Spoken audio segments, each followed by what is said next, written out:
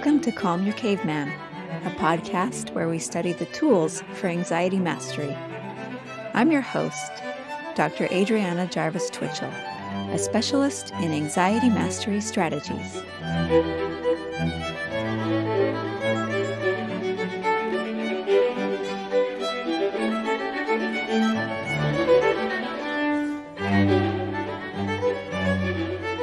Hi, welcome back. Good to have you with me again today. We are going to focus today on a situation modifying strategy, which some of you may be using already intuitively. It is the strategy of arranging your physical environment or exercising control over your physical environment, like your living space, your workspace insofar as that's permitted, even your car, all of the physical spaces that you are in, but principally your living space because that's probably the one that you have the most control over.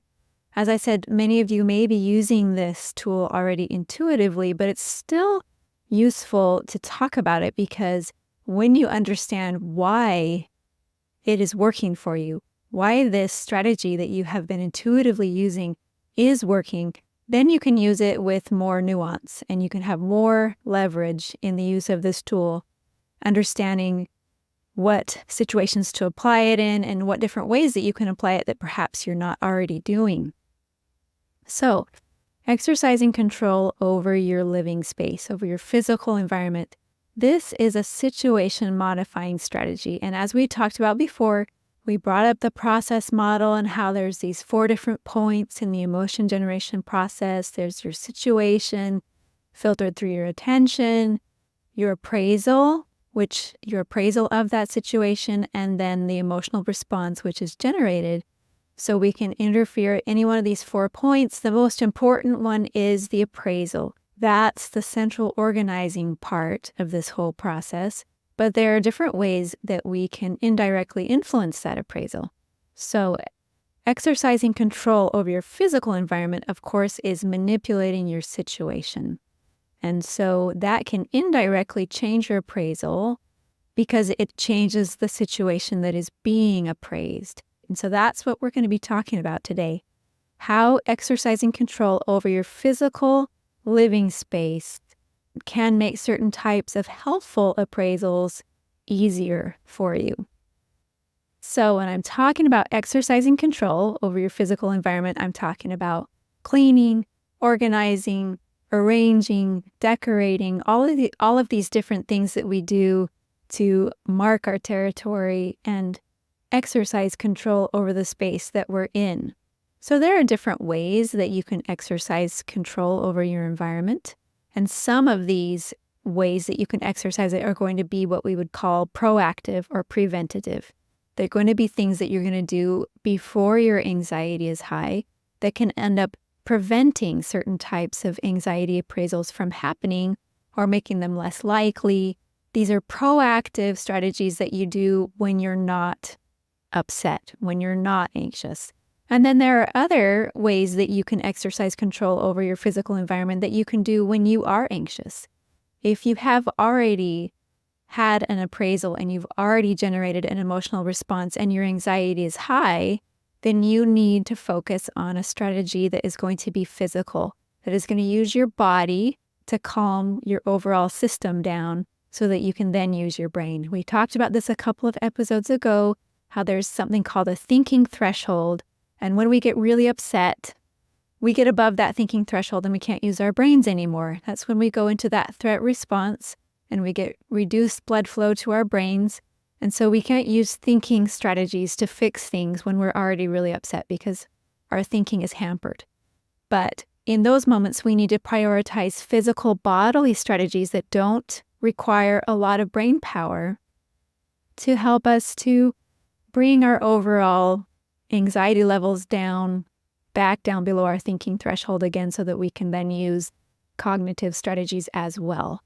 Basically, what I'm saying is that you can use the strategy of exercising control over your physical environment, both as a high cognitive load activity and a low cognitive load activity. You can use it both as a preventative measure and a reactive measure when you already have a response, something that can calm you down when you're already very upset. So we're going to talk about how you use it as a physical calming response to an emotional reaction that is already in force. So as I said, some of you may do this already. I certainly did this intuitively before I learned about the reasoning behind it. I like to sweep when I feel upset. That's very calming for me. I like to sweep the floor. Other people have other manual tasks that they prefer, like vacuuming, like washing the dishes, like maybe even ironing clothes. I had one friend that liked that. So any kind of manual task that you've done so much that it's automated, you don't have to think about it, doesn't require a lot of conscious interference, that can be something that can be very calming for two reasons. One reason is that it's involving your bodily movement, and we'll have another episode on this later about the importance, the effectiveness of bodily movement in calming anxiety, especially movements where you're using your arms and your legs. So if it involves a physical movement, your physical body moving, that can be calming because of the movement part of the activity. But there's another part of the activity, and that is that you are actually making a change in your environment. You're affecting some kind of control over this environment. In the case of the dirty floor that I'm sweeping, I'm visually seeing that the dust and the dirt and other things on the floor are getting organized into a small pile, and then I can then sweep that up and throw that away, and then my floor is clean. And what that does is it can make it easier for your brain to start to feel like, hey, wait a minute, I do have control over my environment. Your body acts out the parable of having control, having influence, being able to have autonomy and power over your physical environment, and that can make it easier for your brain to feel like I do have resources that can act on the demands that are up against me. So just remembering that when we're talking about stress, any kind of stressful situation, our brains are evaluating the balance between the demands of the situation and our resources. And so what we need is to help our brains feel like our resources are up to the demands, and then we will generate a challenge response rather than a threat response. Another way that manipulating your environment can be helpful to you is in triggering unconscious appraisals that are to your benefit. So the first important concept for us to be aware of is that we as humans have certain default appraisals. We have certain, what you might call factory installed settings in the way that our brains appraise certain types of environments. So I'm going to kind of unpack this concept using an article from the International Journal of Environmental Research and Public Health. And in this article, the authors talk about how humans, like any other species, have been shaped by the forces of evolution. And so we had a certain environment that we evolved in. They call this the environment of evolutionary adaptation. So if you think about it, for most of our history, for most of our human history, more than 90%, we were hunter-gatherers. So this is the environment that we really are adapted toward. This is the environment that we evolved in. Our modern-day environment is very different from that environment that we evolved in. They talk about how there's a life that we were genetically designed for, and that's what I just referred to, this sort of hunter-gatherer lifestyle. And then there's our modern life. And there are different aspects, different deviations from that ancient way of life, from that way that we were genetically designed, and they call those mismatches. So when there's an aspect of the modern environment which is very different, that deviates from the environment in which we evolved, that is a mismatch. A mismatch can be beneficial or it can be harmful. An example of a beneficial mismatch that they use in this article is sleeping on a mattress. That can help us to sleep better than sleeping on the ground. That is a beneficial mismatch. But there are other mismatches that can be harmful and that can actually reduce our life quality or create some kind of physiological stress in our bodies, in our brains. And they call these types of mismatches discords. So a discord is a mismatch, a difference between our modern life and our ancient life that is harmful for us in some way. And they talk about how zoos or zoological gardens are a good illustration of this. In a zoo, the ideal is to approach as close as possible the animal's natural habitat in the wild, because if you don't copy that natural habitat as much as you can, then that can lead to the animals starting to behave strangely. Like they can start hurting themselves, or they might refuse to mate or refuse to eat. And so zookeepers try to, obviously they can't replicate exactly the life of the animal in the wild, but they try to avoid the most important discords. They try and identify those mismatches that are most harmful to the animal, that are most different in the zoo than in the wild, and they try and minimize those as much as they can for the health and well-being of the animal. And so our modern societies in some ways can be understood as a type of zoo, similar to the zoos in some way, because we have this artificial man-made environment that we are living in that is very different from our environment of evolutionary adaptation. Our modern day environment is really different from that environment in which we evolved. So it's important to be aware of the discords in our modern day life, those aspects of our modern day life which create harmful effects on our well-being, just like the animals in the zoo, those sort of factory installed settings that affect us a certain way as a species. So this is important because in your own home, you have this man-made artificial environment, which is not the same as the environment in which we evolved as a species.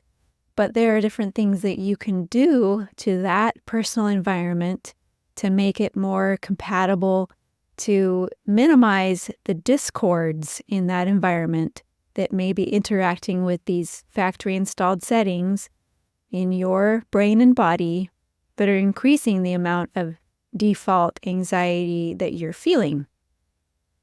So one aspect of your home environment that you can be aware of, that you can pay attention to, is the acoustic comfort in your home. Now, evolutionarily, low frequency sounds tend to trigger a threat response in our brains. It tends to make us feel like there's some kind of a predator. When you think of that ancient hunter-gatherer environment, a low frequency sound would have come from some kind of a danger, some kind of a predator. In our modern day environment, we have a lot of machines that produce low frequency sounds. We have a lot of traffic noise, airplane noise, various appliances in our house, our fridge, our dishwasher, our clothes washer, our computers. All of these things often emit some kind of low hum. And although we're not conscious of how it's bothering us, we don't really notice it because it's just part of our environment. But these low frequency sounds are going to be interpreted by part of our brains as threatening. So if you can find ways to minimize those low frequency sounds in your house, of course, we're not going to be able to get rid of them completely unless we're living somewhere out in the forest with no electricity and there's no cars around. But to the extent that you can minimize them, it's worth experimenting with it. And also you can cover up some of those noises with other sounds of your choice, with music, with different soundscapes. There's different recordings on different apps, like the Calm app that has a lot of different nature soundscapes of crickets and waves and different natural sounds that tend to be very calming for us. You can put this type of thing on in your home environment that can help create an acoustic space which triggers a sense of calm and control. So just pay attention. Pay attention to the type of music, the type of sounds that tend to make you feel relaxed. Okay, another aspect is light. Studies have shown the importance of natural light on our overall mood and level of anxiety and sense of well-being, the importance of windows the importance of having natural views through those windows. Now, you may not have control over all of those things. Maybe you don't have control over the number of windows that you can have in your house, but you can control whether or not you open the curtains. You can put more mirrors on the wall in your house to reflect the natural light that is coming in from outside. That's one way to maximize the amount of natural light inside, is to reflect it from various surfaces. We'll have another episode later on where we talk about the importance of sunlight and being outdoors. But while we're talking about indoor light, just be aware of the impact that natural light has on your stress levels, on your anxiety, on your relaxation, and try and maximize the amount of natural light in any way that you can in your indoor living space. Now, moving on to indoor light. When we're not talking about the light that's coming in through the window, but just the lighting that is in your indoor space and the color in your indoor space. These things have been shown to have a big impact on mood. However, they are not the same for everybody. There's not one setting that makes everybody feel good. There's different levels of lighting that different people prefer. There are variations in the color schemes that people like or that trigger different moods in them. So it has been shown to have a really big impact on well-being and mood, but it's individual. It varies from person to person, the way that different lighting schemes and color schemes will impact you. So the point here, the key here, is to start to be curious about your own automatic appraisals in relation to lighting and to color. We know that these things do influence our mood and that they will influence it in a personal way. So be curious about how your brain tends to appraise light and color schemes, and try and identify that type of lighting that for you is just right, that's not too much and that's not too little, and the type of color that is just right. So be curious about the colors that tend to trigger a feeling of delight or alertness or relaxation, or the types of feelings that you want to feel in your personal space. Try and identify which colors tend to trigger those types of reactions in you. You can also do this online and on apps like Pinterest and things like that, where you can look at different room decoration pictures and home pictures and start to collect the ones that you like the best and then analyze them. Once you have this collection of the home environments that you tend to gravitate toward, then you can start to look and see, what are the patterns here? What are the colors that I'm always choosing? What are the decoration schemes that tend to make me feel the best?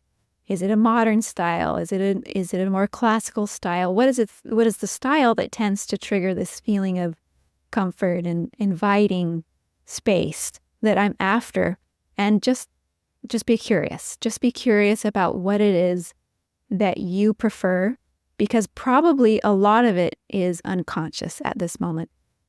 Another important aspect to be aware of is bringing elements of nature inside. So as we talked about before, humans were shaped by the forces of evolution. We had our environment of evolutionary adaptation, which obviously was a lot closer to nature than most people live in nowadays. Our modern day environment has a lot less contact with nature than that environment in which we evolved. And there have been so many studies, and we'll have more in an episode later about this, about how nature affects us psychologically and how important it is for our health and well-being, how contact with nature reduces anxiety and improves our attention and has a restorative effect on our mental state, how it is correlated to increased lifespan, longevity, and health, better health. So we'll talk more about this because it is an extremely important thing to be aware of when we're talking about anxiety, to look for ways to increase our contact with nature. But there are ways since now we're talking about the indoor space, there are ways to bring elements of that natural space of outside into inside that can minimize these discords that we were talking about. We have our mismatches in that our modern day doesn't have as much contact with nature as we had in the past. And this has been shown in the studies that we'll talk about later in another episode to be detrimental for us. It causes more strain, more stress, and more anxiety. But if we can bring more of these elements of nature into our indoor living space, into the place where we spend most of our time, then we can have some of the benefits of these restorative effects of nature even inside our own homes. Of course, one way to do this is with houseplants. Another way that you can bring in nature into your indoor space is through water.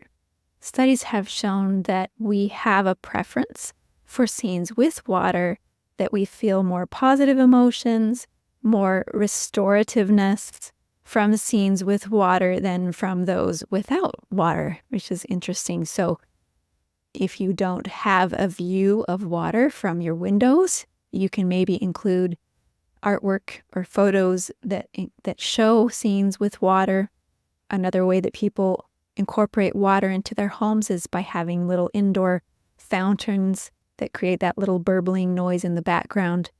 Figure out whatever way feels most inviting to you, but consider the idea of ways to bring water into your house. Another important way that we can incorporate elements of nature in our house is fractals. Now, what are fractals? Fractals are patterns that repeat itself on different scales. So, for example, a seashell, you'll see that there is a smaller part of the spiral, and then it gets larger and larger as it goes out, and it'll have the same pattern on that small part of the spiral as it does on the larger part of the spiral. Think about a fiddlehead fern, for example. Similar things happening here. So you'll have a pattern that repeats in different sizes or different scales. So some parts of the image or object are going to have the pattern on a large scale, kind of in a zoomed in way. And there's going to be other parts of the image or the object that are going to have the pattern in a very small version. So you see this all over in nature. You can see it in flowers. You can see it in trees. Trees will have branches, large branches that will then branch off into smaller branches, and those branches will then branch off into even smaller branches. So this pattern of branching repeating itself on different scales over the whole tree. You'll see it in river networks and even in lightning bolts, crystals, snowflakes, waves, galaxies, and it even happens in our own bodies. You can see it in our blood vessels, in our neurons. If you look at our lungs are full of fractals as well.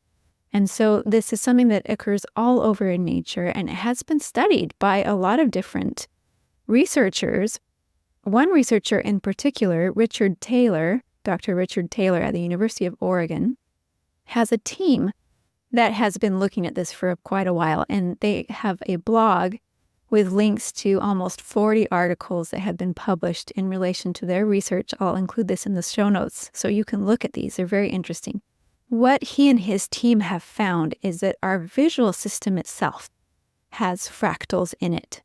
Our own eyes have fractals in them. And it's a certain type of fractal that occurs very often in nature. And what they've found is that when the person looks at a fractal that has the same structure as their visual system fractal, that image is very relaxing. And this is what they've called a hardwired response. This is something that is true for us as a species, that looking at these types of patterns relaxes us. It's an automatic relaxer. And so they have investigated what happens when you have artwork that copies these fractal patterns and whether or not that has the same effect on people as looking at it in nature, and they've found that it does relax people as well. So that is another way that you can bring nature into your house, is trying to find fractal patterns that relax you. You look at it and you feel good, and bringing it into your house. It can be with pictures, it can be with artwork, it can be with actual plants, house plants, as we talked about before. It can be with flowers. It can be with patterns on your sofa, on your carpet, on your bedspread that are fractal patterns. So because we spend so much of our time nowadays in environments that do not have these fractal patterns, in these modern man-made environments, this has a result of creating more visual strain, more headaches, more overall stress that is from the additional effort exerted by our visual systems to process these more artificial patterns. But anyway, just starting to be aware of the fact that these fractal patterns are a hardwired relaxer for us as humans. We respond to fractals in a way that makes us feel relaxed and good. It makes us feel alert and relaxed at the same time because it's interesting. It's an interesting pattern. You're seeing this repetition, and yet it's on different scales. And so it really engages our eyes, but it's relaxing at the same time. But we can bring these patterns into our inside spaces and give our brains, our visual system, this pleasure and this relaxation and this easy to process pattern recognition that seems to just universally relax us. Okay, one more way that you can bring nature inside is through fragrance. So, of course, there are different essential oils that can bring natural fragrances into your house. You can bring actual live flowers or pine branches into your house to bring that fragrance in. There have been studies that examine the effect of things like cypress oil as a calming agent for people and found that it does relax people. But the point here is to find those fragrances that you find most inviting, that your brain automatically gravitates to or automatically has a response that it feels pleasant, that you like it, that it makes you feel calm and relaxed and safe. So I just want to remind you of that, of the importance, the function of your home environment as being this place that can trigger these automatic reactions that we want. So it involves the two steps. It involves, first of all, being more conscious of the automatic reactions that our brain generates that we're not very aware of. So increasing our awareness of those. And second of all, making the choices in our home environment, in our situation, manipulating it in a way that it will work with those automatic appraisals to foster those types of appraisals that we want, that are going to help us feel less anxious and more in control in our lives. So always go back to remembering that your appraisal is what is really responsible for your emotional experience. But there are things that we can do to manipulate our environment, to manipulate our situation that can make certain appraisals easier. So I just wanted to bring those points up to you today. Thanks for joining me once again, and see you next week. Thanks for joining me today. If you feel like you'd benefit from individual anxiety coaching, you can look me up on my website, calmyourcaveman.com. If you'd like to support this podcast, you can do that by subscribing to Calm Your Caveman on YouTube and also on your favorite podcast platform. And if you want to help other people find this podcast, leaving a good review on Apple Podcasts or Spotify really helps. Thanks, and see you next time.